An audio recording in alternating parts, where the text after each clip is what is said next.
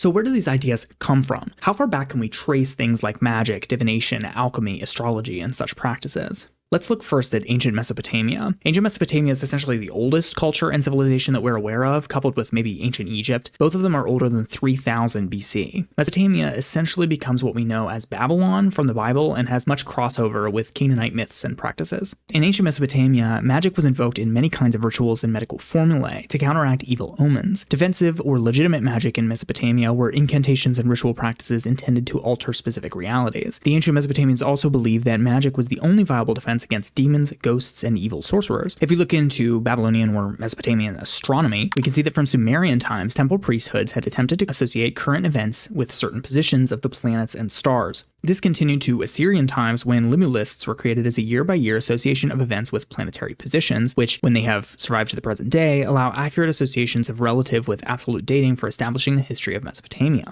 Babylonian astronomers were adept with mathematics and could predict things like eclipses and solstices, and their scholars thought everything had some kind of purpose in astronomy, most of these related to religions and omens. Mesopotamian astronomers worked out of a 12-month calendar based on the cycles of the moon. They divided the year into 2 seasons, summer and winter. The origins of astronomy as well as astrology date from this time. During the 8th and 7th centuries BC, Babylonian astronomers developed a new approach to astronomy. They began studying philosophy dealing with the ideal nature of the early universe and began employing an internal logic with their predictive planetary systems. This was an important contribution to astronomy and the philosophy of science, and some scholars have thus referred to this new approach as the first scientific revolution. This new approach to astronomy was further developed in Greek and Hellenistic astronomy. Babylonian astronomy then served as the basis for much of Greek, Classical Indian, Sasanian, Byzantine, Syrian, medieval Islamic, Central Asian, and Western European astronomy, which is really important. So now let's take a look at Egypt, as we said, which is the second oldest, debatably, society, may have existed around the same time. In ancient Egypt, magic was personified as the god Heka and was an integral part of religion and culture, which is known to us through a substantial corpus of texts which are products of the Egyptian tradition. While the category magic has been contentious for modern Egyptology, there is clear support for its applicability from ancient terminology. The Coptic term Hik is the descendant of the Pharaonic term Heka, which, unlike its Coptic counterpart, had no connotation of impiety or illegality, and is attested from the Old Kingdom through to the Roman era. The instructions for Marikare informs us that Heka was gifted by the creator to humanity in order to be weapons to ward off the blow of events. Magic was practiced by both a literate priestly hierarchy and by illiterate farmers and herdsmen. The main principle of Heka is centered on the power of words to bring things into being. You might recognize that as a modern concept, something like manifestation, or even tying it back further into how God speaks the universe into existence in Genesis 1. You might have heard of something like the Egyptian Book of the Dead, which contains a number of spells. The Book of the Dead is made up of a number of individual texts and their accompanying illustrations. Most subtexts begin with the word ro, which can mean mouth, speech, spell, utterance, incantation, or chapter of a book. In the context of the Book of the Dead, it is typically translated as either chapter or spell. So you have the idea of magic, incantation, spells, astrology, all of this in ancient Egypt very definitively, and in ancient Mesopotamia as well. Now let's turn to the Jewish world and how they pick up on these things. Jewish religious law forbids divination and other forms of things like soothsaying. The Talmud lists many persistent and condemned divining practices. If you talk about something like practical Kabbalah in historical Judaism, it's a branch of the Jewish mystical tradition that concerns the use of magic. It was considered permitted white magic by its practitioners, reserved for the elite who could separate its spiritual source from realms of evil if performed under circumstances that were holy. The concern of overstepping Judaism's strong prohibitions of impure magic ensured that it remained a minor tradition in Jewish history. Its teachings include the use of divine and angelic names for amulets and incantations. These magical practices of Judaic folk religion became part of practical Kabbalah later on. And finally, if we bring magic into the Greco-Roman world, we see that the English word magic literally has its origins in ancient Greece. During the late 6th and early 5th centuries BCE, the Persian magus was Grecicized and introduced into the Greek language as magos and mageia. In doing so, it transformed meaning, gaining negative connotations, with the magos being regarded as a charlatan whose ritual practices were fraudulent, strange, unconventional, and dangerous, so different than standard pagan worship, for example. Magic was not distinct from a religion, but rather an unwelcome, improper expression of it, the religion of the other. Practicing magic was a form of insult to the ancient Greeks. Further, in ancient Roman society, magic was associated with societies to the east of the empire. The 1st century CE writer Pliny the Elder, for instance, claimed that magic had been created by the Iranian philosopher Zoroaster, from which you might recognize Zoroastrianism, and that it had been brought into the West by the magician Osthenes, who accompanied the military campaigns of the Persian king Xerxes. Ancient Greek scholarship of the 20th century, almost certainly influenced by Christianizing preconceptions of the meanings of magic and religion, religion, and the wish to establish Greek culture as the foundation of Western rationality developed a theory of ancient Greek magic that was primitive and insignificant, and thereby essentially separate from Homeric religion. Since the last decade of the century, however, recognizing the ubiquity and respectability of acts such as binding spells, described as magic by modern and ancient observers alike, scholars have been compelled to abandon this viewpoint. The Greek word for magic itself derives from the word magos, originally simply the Greek name for a Persian tribe known for practicing their religion. This is interesting because similarly to in my Labubu video, I mentioned a lot of things originating from Persian culture relating to things like magic and rituals and handed down practices and the origins of Celtic mythology and other things like that being traced back to Persian mythology. And here we can see literally the idea of magic stemming from a Persian tribe known for their practices. You can see this early idea of the Christianized perspective of magic in writers like Augustine of Hippo, who thought that magic did not merely constitute fraudulent and unsanctioned ritual practices, but was the very opposite of religion because it relied upon a cooperation from demons. In this, Christian ideas of magic were closely linked to the Christian category of paganism, and both magic and paganism were regarded as belonging under the broader category of superstition, another term borrowed from pre-Christian Roman culture. The Christian emphasis on the immorality and wrongness of magic conflicts a bit with the other approaches from monotheistic religions like Judaism and Islam. For example, while Christians regarded demons as inherently evil, there are entities such as the jinn in Islamic mythology that were perceived more as just ambivalent.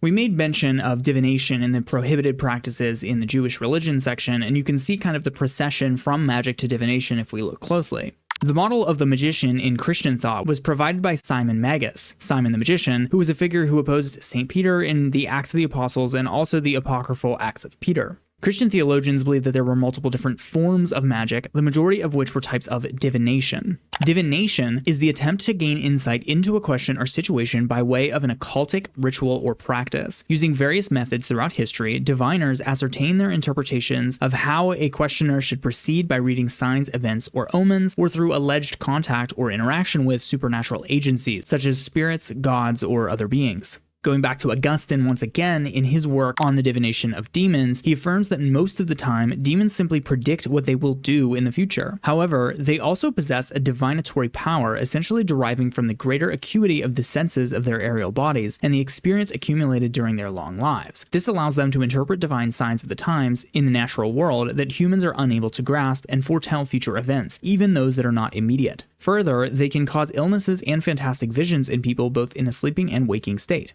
The accuracy of the predictions clashes with their evil and deceptive nature, and with God's higher plans that are only known to him, and his angels can even divert and override the signs caught by demons in the natural world. So that's just early Christianity extrapolating on how they think demons can make use of supernatural powers and things like divination and different types of rituals and magic, and how they can have some predictive accuracy but not full predictive accuracy. As we alluded to, the practice of magic and divination are prohibited in Jewish law, looking back to Exodus, Leviticus, and Deuteronomy. You can see some of the laws here, such as in Exodus 22, you shall not tolerate a sorceress. Leviticus 20, a man or woman who has a ghost or a familiar spirit shall be put to death. Deuteronomy 18, let no one be found among you who consigns a son or daughter to the fire, or who is an augur, a soothsayer, a diviner, a sorcerer, one who casts spells, or one who consults ghosts or familiar spirits, or one who inquires of the dead. You can see magic, sorcery, spells, divination, and even necromancy mentioned in that passage. That might make you think of some of the instances in biblical narrative where we see explicitly magic being practiced, such as Simon Magus that we mentioned, but also, for example, in the book of Exodus, the Egyptian magicians who replicate the signs in front of Pharaoh done by Moses and Aaron, and perhaps more explicitly in 1 Samuel 28, when Saul goes to the witch of Endor and summons the spirit of the deceased prophet Samuel, who rebukes him for using witchcraft. Surprisingly, and despite these prohibitions in Jewish law, there was a practice of Jewish magic in the late Second Temple period at least, and it's well documented into the periods of the 3rd, 4th, and 5th centuries. Jewish and Samaritan magicians appear in the New Testament, in the Acts of the Apostles, and also in the works of Josephus. A lot of the information that we have about Jewish magic comes from the Jewish magical papyri, which are a subclass of papyri with specific Jewish magical uses, and which shed light on the popular belief during the late Second Temple period and after in late antiquity. There's some other evidence we have of Jewish magical practices, including inscriptions on things like amulets and incantation bowls. This practice of Jewish mysticism and Jewish magic leads into what we know as Kabbalah. Kabbalah is an esoteric method, a discipline, and a school of thought in Jewish mysticism. It forms the foundation of mystical religious interpretations within Judaism.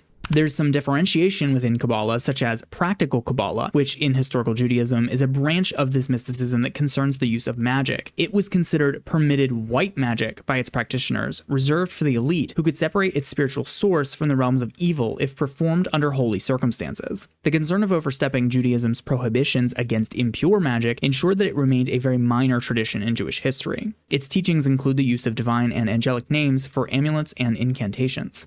According to Gershom Scholem, many of the teachings of practical Kabbalah predate and are independent of theoretical Kabbalah, which is what we probably associate with the term today. Historically speaking, a large part of the contents of practical Kabbalah predate those of the speculative Kabbalah and are not dependent on them. In effect, what came to be considered practical Kabbalah constituted an agglomeration of all the magical practices that had developed in Judaism from the Talmudic period down through the Middle Ages. Then it isn't until the medieval period that we really see the formalization of Kabbalah, particularly in southern France and Spain. Foundational texts such as the Bahir and especially the Zohar were composed during this time, laying the groundwork for later developments. The Kabbalistic teachings of this era delve deeply into the nature of the divine, the structure of the universe, and the process of creation. Notable Kabbalists like Moses de Leon played crucial roles in disseminating these teachings, which were categorized by their profound symbolic and allegorical interpretations of the Torah. From the Renaissance onwards, Jewish Kabbalah texts entered non-Jewish culture, where they were studied and translated by Christian Hebraists and Hermetic occultists. The syncretic traditions of Christian Kabbalah and Hermetic Kabbalah developed independently of Judaic Kabbalah, reading the Jewish texts as a universalist ancient wisdom preserved from the Gnostic traditions of antiquity. There's a lot of interconnectedness you can notice there. Both adapted the Jewish concepts freely from their Jewish understanding to merge with multiple other theologies, religious traditions, and magical associations. With the decline of Christian Kabbalah in the Age of Reason, Hermetic Kabbalah continued as a central underground tradition in Western esotericism. Through these non-Jewish associations with magic, alchemy, and divination,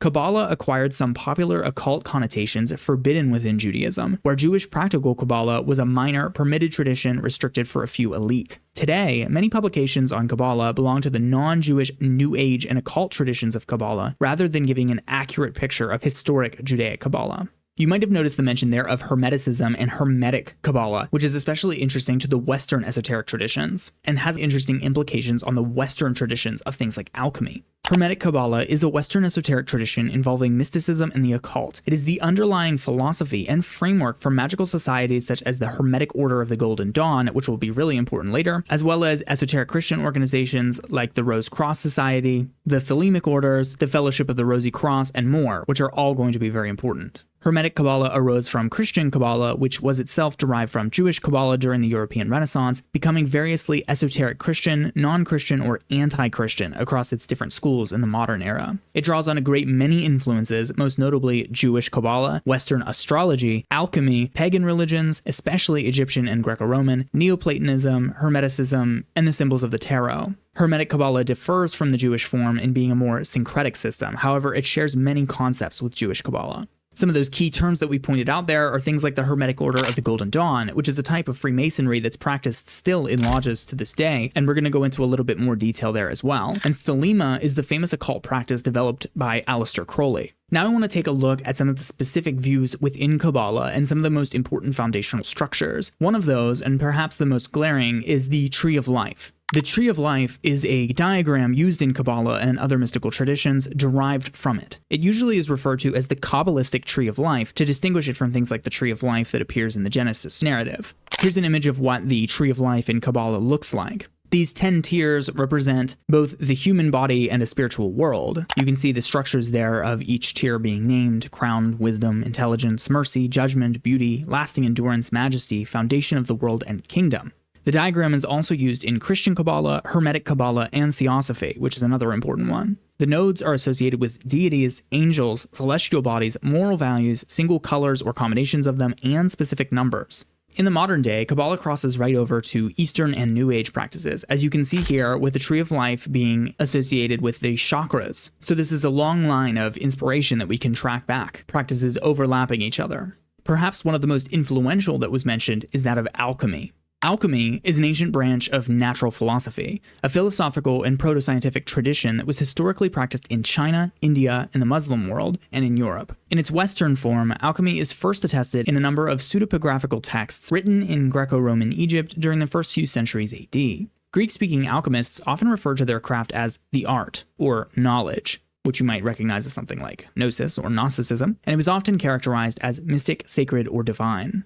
Alchemists attempted to purify, mature, and perfect certain materials. Common aims were chrysopia, the transmutation of base metals into noble metals, particularly gold, which is what you might think of when you hear alchemy, the creation of the elixir of immortality, or the sorcerer's stone, and the creation of panaceas to be able to cure any disease. The perfection of the human body and soul was thought to result from the alchemical magnum opus, or the great work. The concept of creating the philosopher's stone was variously connected with all of these projects.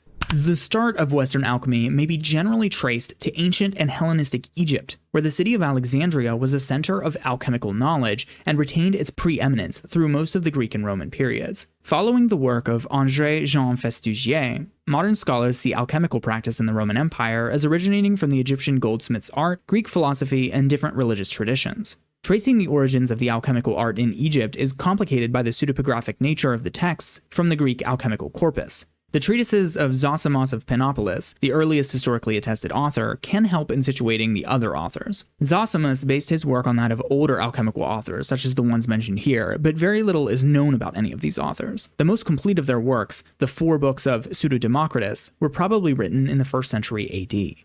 Zosimus relates this back to mythology.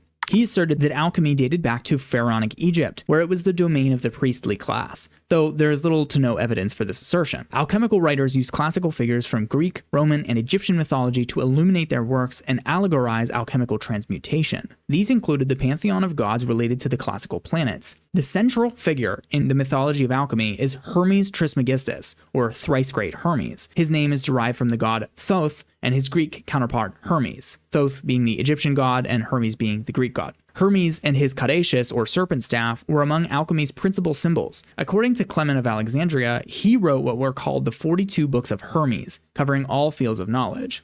If you stumbled into this stuff a bit, you might recognize mentions of things there like Hermes Trismegistus or Thoth, as in the Emerald Tablets of Thoth, which have been getting a lot of attention online. With this knowledge of how alchemy relates to the god Hermes or Thoth, we can go back to that term Hermeticism that we talked about earlier and that's come up so often. Hermeticism is a philosophical and religious tradition rooted in the teachings attributed to Hermes Trismegistus, who is a syncretic figure combining the elements of the Greek god Hermes and the Egyptian god Thoth. This system encompasses a wide range of esoteric knowledge, including aspects of alchemy, astrology, and theurgy, and it has significantly influenced various mystical and occult traditions throughout history. The writings attributed to Hermes Trismegistus, often referred to as the Hermetica, were produced over a period spanning many centuries, something like 300 BC to 1200 AD, and may be very different in content and scope.